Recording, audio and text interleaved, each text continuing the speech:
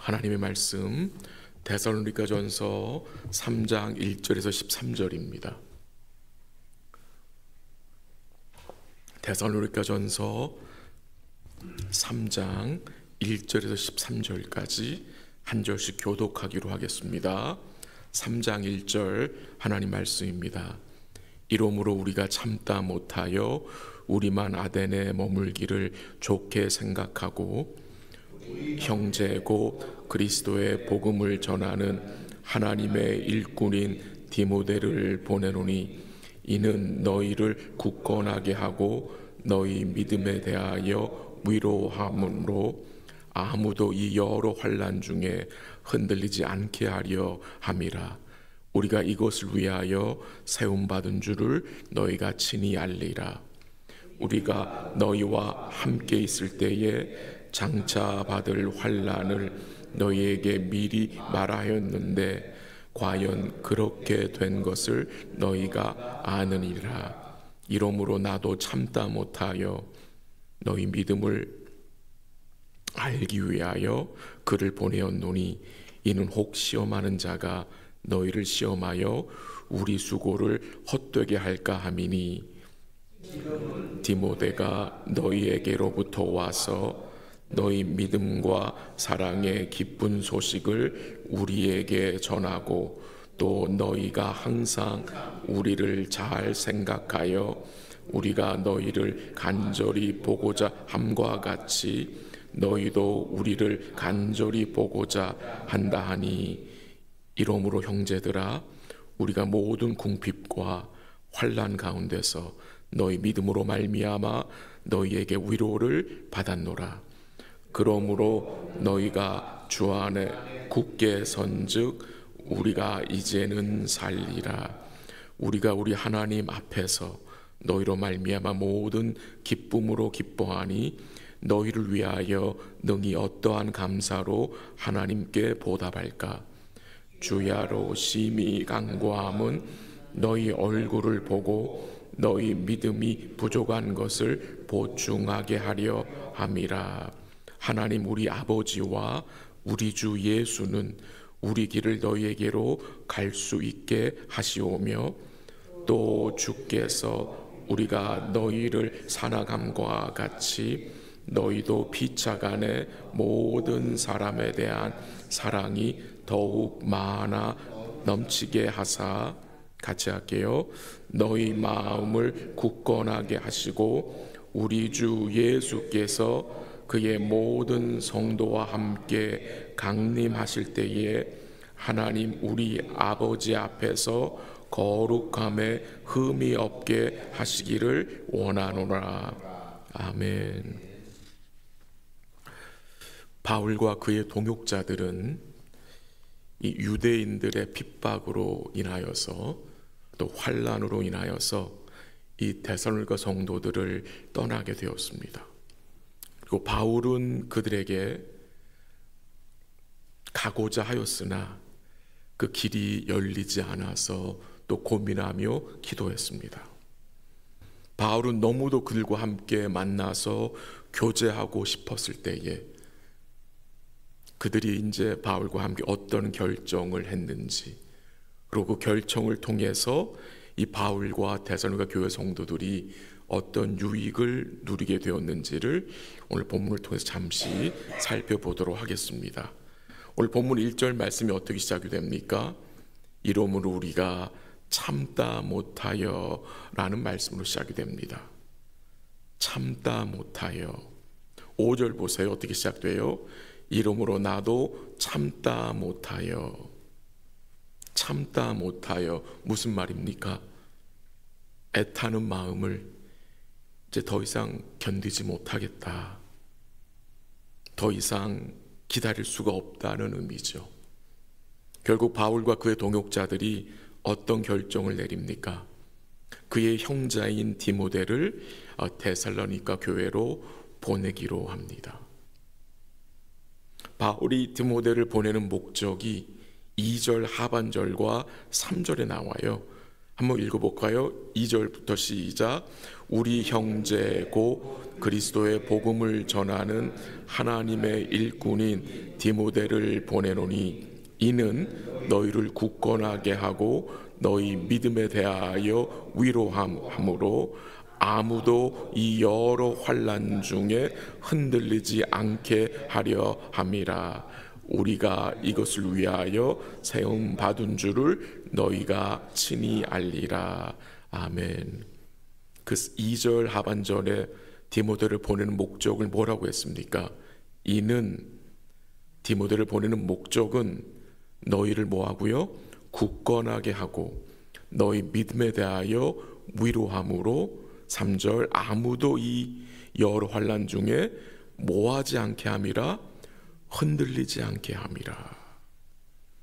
분명한 목적을 가지고 디모데를 보내서 그들과 교제하게 하고 만나게 했습니다.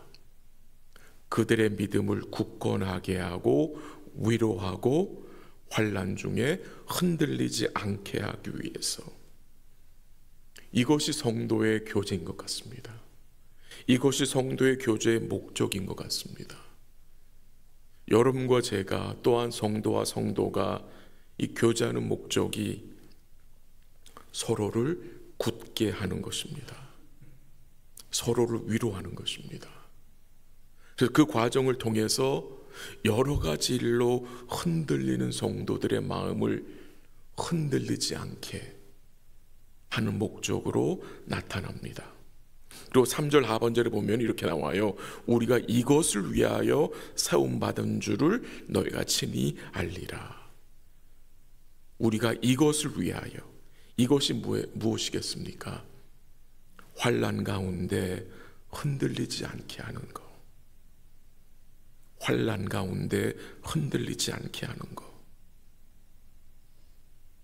너희들이 환난을 당하는 것을 이상하게 여기지 말라는 말씀도 포함된 것 같고요.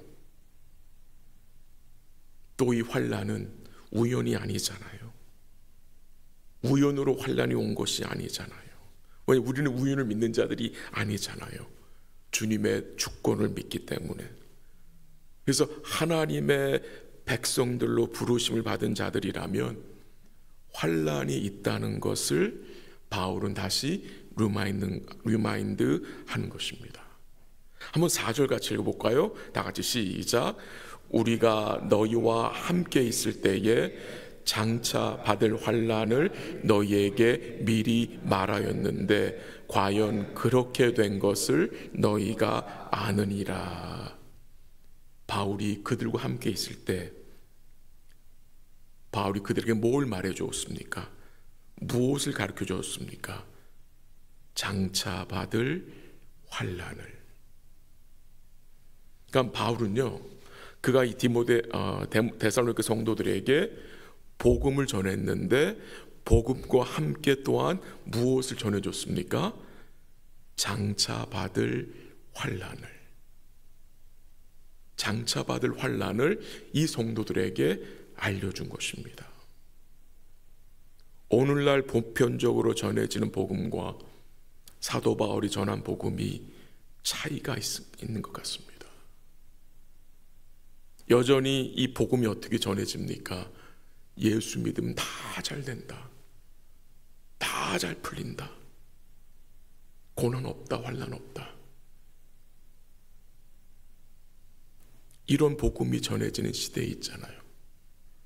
근데 바울은 어떻게 해요? 처음부터 그 성도들에게 복음을 전하면서 장차 임할 환난을 가르쳤다는 것입니다. 그런데도 이 데살로니가 성도들은 그 예수를 믿겠다고 예수를 쫓아옵니다. 뭐가 증거됩니까? 구원은 전적으로 하나님의 은혜인 것입니다. 구원의 은혜를 받게 되면 환난도 함께 하는데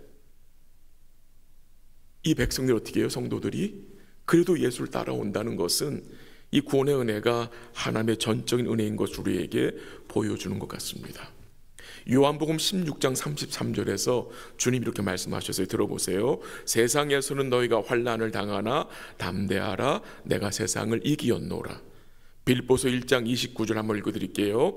그리스도를 위하여 너에게 은혜를 주신 것은 다만 그를 믿을 뿐 아니라 또한 그를 위하여 고난도 받게 하심이라 라고 증거하고 있습니다. 그래서 저 본문을 보겠는데요, 디모데가 이제 데살로니가 성도들을 만난 후에 돌아와서 바울에게 보고를 했습니다. 그 보고를 듣고 바울이 어떻게 해요? 너무도 기뻐했어요. 너무도 감사했어요. 그 내용이 8절에 나옵니다. 한번 8절 읽어볼까요? 시작. 그러므로 너희가 주 안에 굳게 선즉 우리가 이제는 살리라. 무슨 말입니까? 디모데를 통해서 데살로니가 교회 성도들의 믿음이 굳게 서 있다는 것을 듣고 바울이 뭐라고 고백해요? 우리가 이제는 살겠다. 우리가 이제는 살리라. 이 복음의 교제가 주는 유익이 참 놀라운 것이죠. 바울과 그의 동역자들을 위로하고 그들에게 힘을 주는 것이죠. 한 7절 한번 읽어볼까요? 시작. 이러므로 형제들아, 우리가 모든 궁핍과 환난 가운데서 너희 믿음으로 말미암아 너희에게 위로를 받았노라. 놀라운 은혜죠. 이 복음의 교제, 디모데가 그 교회에 가서 교제함을 통해서 결국 어떤 유익이 바울과 그의 동역자들에게 왔습니까? 하나님의 위로가. 어떻게 해요? 하나님이 그들 가운데 믿음으로 역사하신 내용을 바울이 듣고 바울 마음속에 위로와 기쁨이 넘치게 된 것입니다.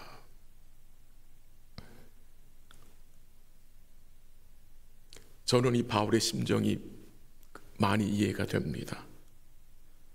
우리 성도님들이 어렵고 힘들어도 그 환난 중에 믿음에 굳게 서 있는 것을 보면 마음에 힘이 납니다. 기쁨과 위로가 됩니다. 우리 성도님들이 어려움 속에서 말씀과 기도 가운데 주님을 바라보고 있는 모습을 보게 되면 정말 큰 힘이 납니다. 큰 감사와 위로와 힘이 생깁니다.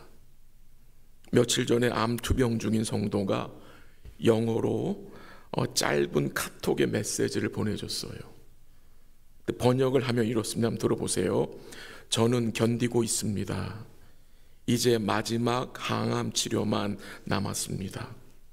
저는 모든 것을 하나님의 손에 전적으로 맡겼습니다. 정말 모든 것을 하나님의 손에 맡겼습니다.